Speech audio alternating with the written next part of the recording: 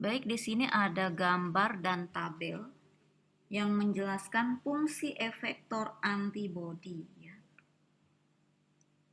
Nih, jadi antibodi itu tadi berfungsi pada seluruh bagian tubuh dan lumen dari organ mukosa ya.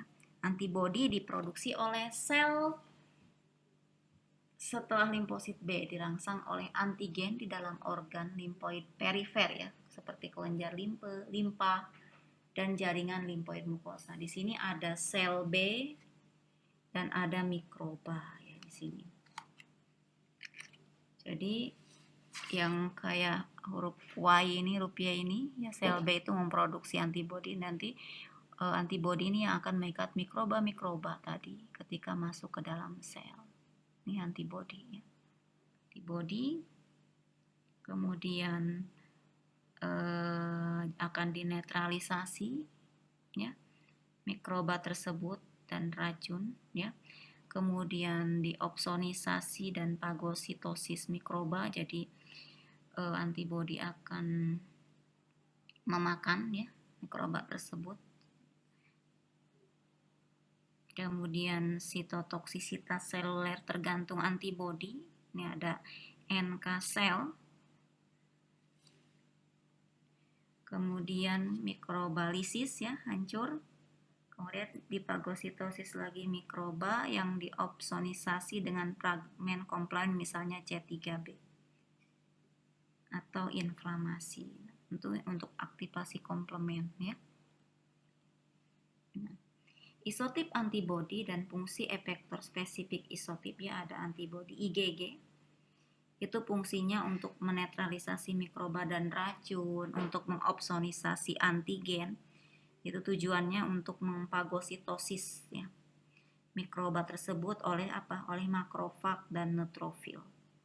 Atau untuk mengaktifasi jalur klasik komplement sitositas seluler tergantung antibodi itu diperantarai oleh sel NK. Kemudian ada imunitas neonatal, ini pemindahan antibodi ibu melewati plasenta dan usus, ini juga IgG ya. Kemudian fungsi selanjutnya dari IgG adalah penghambatan balik aktivasi sel B. Kemudian ada antibodi IgA, ini imunitas mukosal. Fungsinya mensekresikan IgA ke dalam lumen gastrointestinal dan saluran napas dan menetralkan mikroba dan racun atau toksin. Kemudian ada jenis antibodi IgE, yaitu fungsinya untuk pertahanan terhadap cacing, diperantarai oleh eosinofil dan sel mas. Itu ya. Jadi antibodi menggunakan regioantigen binding atau FAB untuk mengikat dan menghalangi efek berbahaya dari mikroba dan toksin. Dan mereka menggunakan regio FC ini ya, jadi FC ini nanti akan memfagositosis ya, untuk mengaktifasi berbagai mekanisme efektor untuk mengeliminasi mikroba dan toksin. Jadi pada gambar tersebut, pada gambar ini si antibodi tadi menggunakan regio antigen binding atau FAB untuk mengikat mikroba dan menghalangi efek berbahaya dari mikroba dan toksin mikroba tersebut supaya tidak menyebabkan sakit pada sel inang ya. Jadi dengan cara apa? Si antibodi itu menggunakan regio FC tadi untuk mengaktifasi berbagai mekanisme efektor untuk mengeliminasi mikroba dan toksin.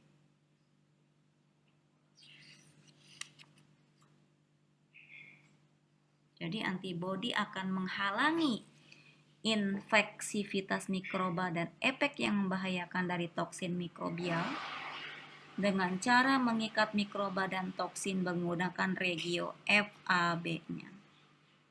Fungsi lain antibodi juga memerlukan bantuan dari berbagai komponen lain pertahanan inang seperti fagosit dan sistem komplement.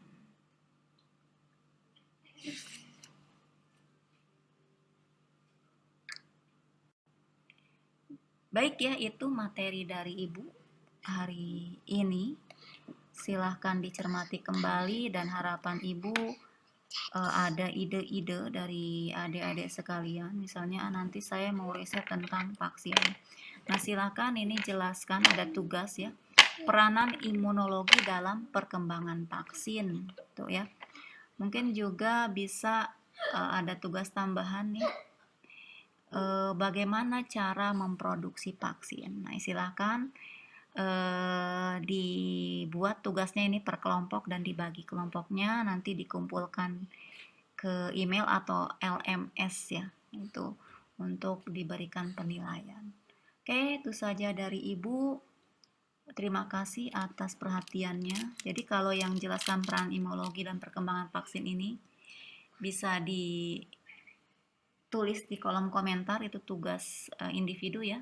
Tugas kelompoknya adalah bagaimana cara memproduksi vaksin. Silakan Anda mau nanti vaksinnya apa saja, dibagi kelompok dan dikumpulkan di LMS atau melalui email Ibu. Baik, ini adalah referensi pada hari ini yang Ibu gunakan untuk pengajaran kali ini. Terima kasih, mohon maaf apabila ada kesalahan dan kekurangan. Wassalamualaikum warahmatullahi wabarakatuh.